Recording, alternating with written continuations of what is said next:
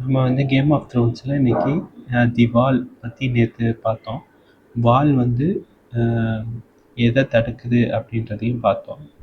இன்னைக்கு வந்து இந்த வாலில் கொஞ்சம் டீட்டெயிலாக பார்ப்போம்.